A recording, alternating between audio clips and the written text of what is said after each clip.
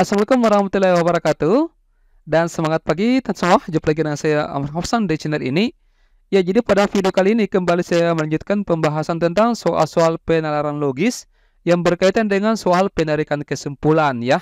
Nah, sesuai dengan permintaan dari teman semua untuk dibahaskan ya soal yang menggunakan 3 premis, maka pada video kali ini saya akan membahas soal-soal yang menggunakan 3 premis seperti yang teman-teman semua lihat di perangkatnya masing-masing ya. Baik, kita langsung saja masuk ke pembahasan soal-soalnya.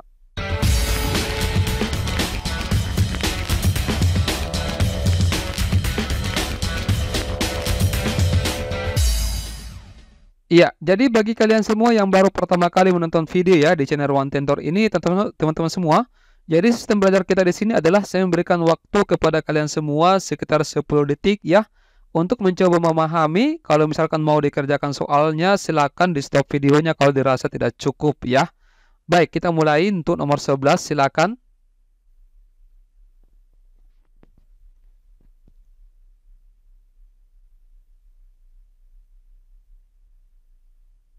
Ya, baik ya, waktu habis. Saya kira kalian sudah mendapatkan jawabannya. Coba kita bahas sama-sama di sini. Yang pertama, lukisan abstrak itu membingungkan bagi sebagian orang ya, membingungkan bagi sebagian orang. Kemudian semua seniman itu memahami lukisan abstrak itu. Bagian di sini, Andi tidak memahami makna lukisan abstrak itu ya. Jadi bisa langsung disimpulkan bahwa Andi ini sepertinya bukan seorang seniman ya. Oke, coba kita cek satu persatu jawabannya. A. Andi termasuk orang yang merasa kebingungan. Ini sebenarnya bukan lagi merasa kebingungan ya. Justru Andi itu memang tidak memahami. Sehingga ini salah. Bagian B. Lukisan abstrak itu dapat dipahami oleh seorang seniman kecuali Andi. Kalau kita pahami redaksi kalimat B ini, ya, di sini mengandung bahwa sebenarnya Andi ini seorang seniman ya. Cuma dia satu-satunya seorang seniman yang tidak memahami lukisan abstrak. Jadi ini juga salah. Bagian C, sebagian orang memahami lukisan abstrak itu termasuk Andi ya. Ini salah ya, tidak ada di redaksi soal. Bagian D, Andi bukan seorang seniman, tadi sudah disampaikan. Bagian E, sebagian seniman memahami lukisan abstrak itu. Ini bukan sebagian seniman ya, justru harusnya di sini adalah semua seniman ya. Oke, jelas ya untuk nomor 11. Next, kita lanjut nomor 12, silakan.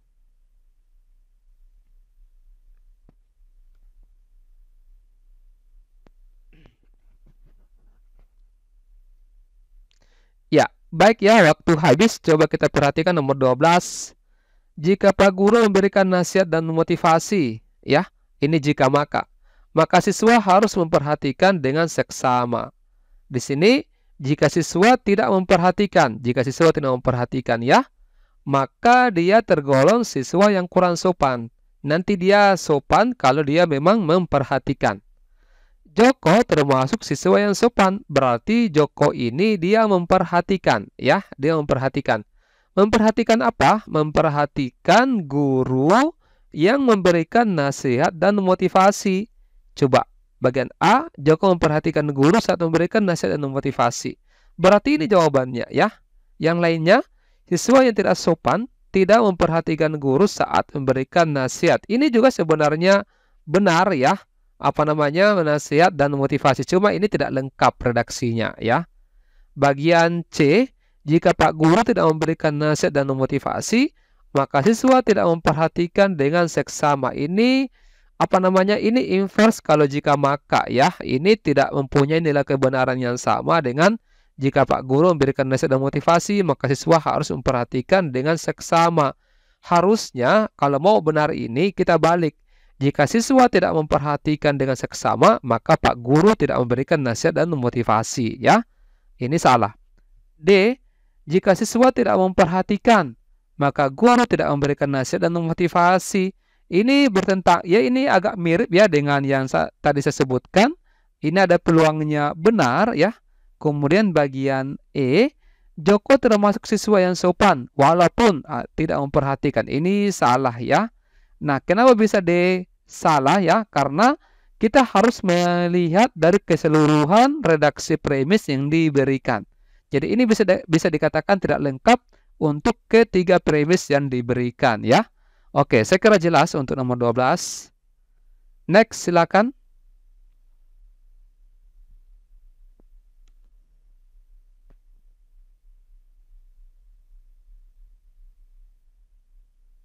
Ya, nomor 13 ini adalah soal yang menggunakan semua sebagian. Di video sebelumnya ya, saya sudah bahas tuntas tentang triknya mencari kesimpulan atau simpulan yang menggunakan semua sebagian. Jadi kalau misalkan ada premis semua kemudian diikuti oleh sebagian, maka kita cari di pilihan yang menggunakan kata sebagian. Sehingga ini salah ya. Oke, yang berpulang benar adalah yang A, D, E. Kemudian kita cari yang reporter ini, oke, cukup ditulis satu kali. Nah, di sini harus memiliki kemampuan menulis berita di media massa dan suka menulis fiksi. Jadi kalau misalkan kalimatnya antara semua, kemudian di sini yang di sebagian ini berbeda, maka kita tulis semuanya sebagai kesimpulan, ya. Sehingga kesimpulannya adalah sebagian reporter memiliki kemampuan menulis fiksi dan berita di media massa ya. Oke, kalau misalkan ada bisa juga duluan disebut ini ya, tapi dua-duanya benar. Bisa ya, teman-teman? Kita lanjut ke nomor 14. Silakan.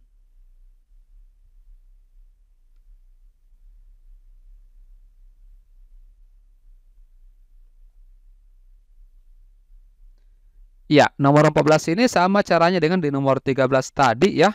Semua kemudian diikuti oleh sebagian, maka kita cari yang ada sebagiannya. Ini salah, ini dengan yang di sini.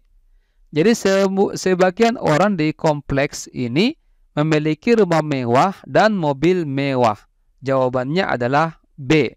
Saya kira jelas ya teman-teman untuk nomor 13 dan 14. Apa namanya, kalau misalkan masih bingung, bisa ditanyakan di kolom komentar di mana letak kebingungannya ya.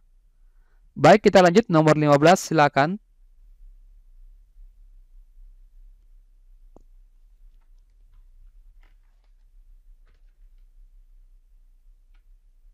Oke, waktu habis ya. Saya kira kalian sudah mendapatkan pencerahan dan jawaban untuk nomor 15. Coba kita lihat.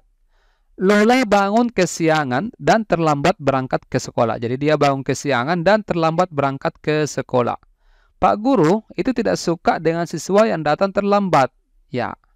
Kemudian siswa yang datang terlambat itu mendapatkan hukuman dari Pak Guru dengan membersihkan kamar mandi. Coba kita lihat ya. Pak Guru bagian A. Pak Guru tidak menyukai siswa seperti Lola. Tapi ini tidak lengkap juga ya. Kesimpulan ini tidak lengkap untuk ketiga premis, sehingga ini salah. Bagian B, Lola tidak suka Pak Guru karena dia terlambat ya, dan mendapat hukuman membersihkan kamar mandi. Ini ada peluangnya benar.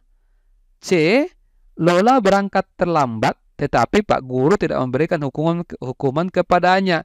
Ini salah ya, karena yang datang terlambat itu mendapatkan hukuman. Ini salah. Bagian D, Pak Guru tidak suka dengan siswa yang datang terlambat kecuali Lola. Tidak boleh ya, di premis di sini semua yang terlambat itu, siswa yang terlambat itu tidak disuka oleh Pak Guru. Bagian E, siswa yang datang terlambat seperti Lola akan mendapatkan hukuman dari Pak Guru. Ini juga tidak lengkap untuk premis ini ya, sehingga ini salah. Jadi yang paling tepat adalah B ya. Oke, saya kira jelas untuk nomor 15. Nomor 16 silakan.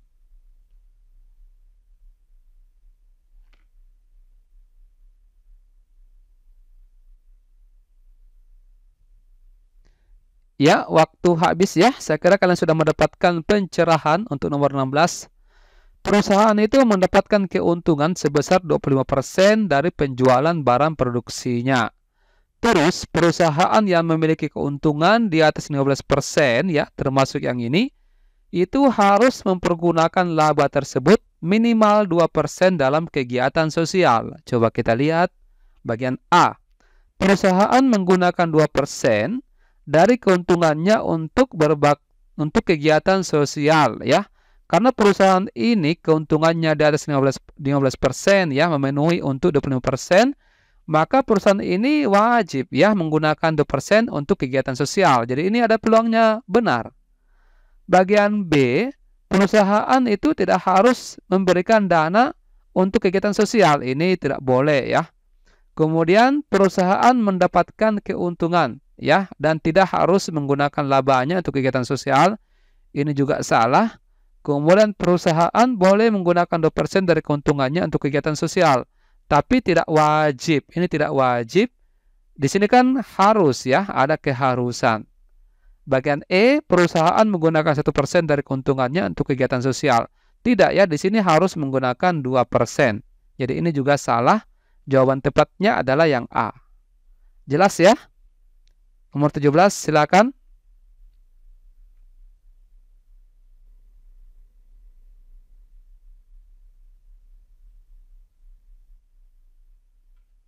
Ya, waktu habis ya. Saya kira kalian sudah mendapatkan jawabannya. Coba dilihat, penderita diabetes harus menghindari konsumsi gula secara berlebihan dalam setiap harinya. Oke. Gula yang dikonsumsi tidak boleh melebihi takaran yang seharusnya boleh dikonsumsi. Iya, betul ya.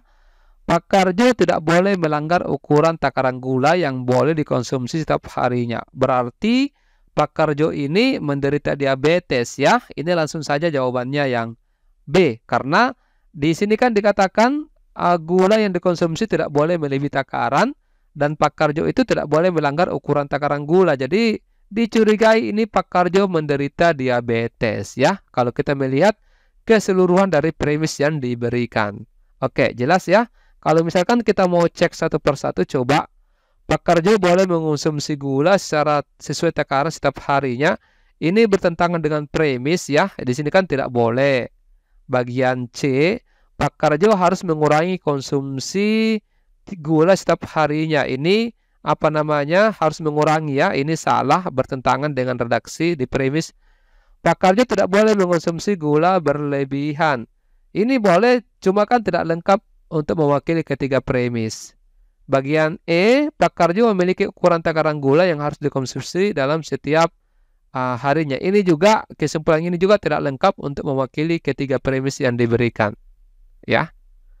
Oke, next nomor 18, silakan.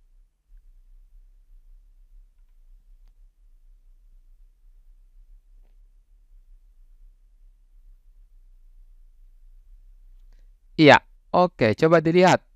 Jika penjual koran keliling itu dapat menjual koran 20 buah, maka dia akan mendapatkan bonus 3% dari hasil penjualan tersebut. Oke. Di sini penjual koran tersebut dapat menjual 10 buah. Ya, tidak memenuhi target ya. Berarti penjual koran itu mendapatkan bonus 3% dari penjualan koran. Ya, ini salah ya, tidak boleh karena harus nanti 20 buah baru bisa mendapatkan bonus. Penjual koran itu tidak mendapatkan bonus, betul ya. Ini jawabannya. Bagian C, penjual koran itu dapat menjual koran lebih sedikit dari target utama penjualan. Ini boleh ya, cuma kan tidak mendapatkan target, tidak mendapatkan bonus. Bagian D, penjualan koran itu tidak mencapai target, tapi penjualannya tetap mendapatkan bonus. Wah, tidak boleh dong ya.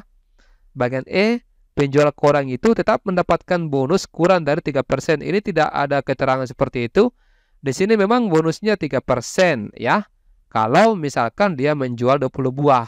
Kalau dikatakan 10 buah yang dia jual, berarti tidak mendapatkan bonus. Tidak bisa dikatakan kurang dari 3% bonusnya ya. Oke, next nomor 19, silakan.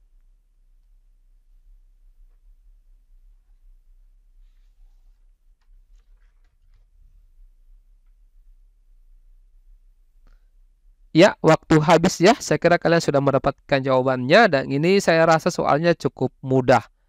Setiap mahasiswa memiliki dosen pembimbing akademik. Bayu tidak memiliki dosen pembimbing akademik. Jadi kalau misalkan setidaknya kalau misalkan ada nama orang yang disebut dalam premis, maka cari di pilihan yang ada tertulis nama orang tersebut. Seperti ini ya. Ada Bayu, ini ada semua Bayunya. Seperti ini yang saya maksud ya. Oke. Nah, dicoret yang sama ya. Bisa dicoret yang sama kalau misalkan mau, boleh pembimbing akademik seperti ini. Ya, karena di sini Bayu ini tidak memiliki dosen akademik, berarti bisa dikatakan Bayu ini bukan mahasiswa. Yang D ya. Saya kira jelas ya, teman-teman. Kita lanjut ke soal nomor 20. Untuk nomor 20 dengan nomor 21 ya. Ini oleh-oleh ya teman-teman. Oleh-oleh yang pertama. Kemudian oleh-oleh berikutnya ini ya, yang di sini teman-teman, saya berharap kalian semua mengerjakan ya soal-soalnya ini dan kirimkan jawabannya di kolom komentar yang ada di bawah video ini supaya yang lain juga bisa belajar ya teman-teman. Baik, segera sampai di sini. Terima kasih banyak atas perhatiannya. Semoga kalian semua bisa lulus tes ya pada tes CPNS tahun ini. Saya akhiri, wassalamualaikum warahmatullahi wabarakatuh dan semangat pagi.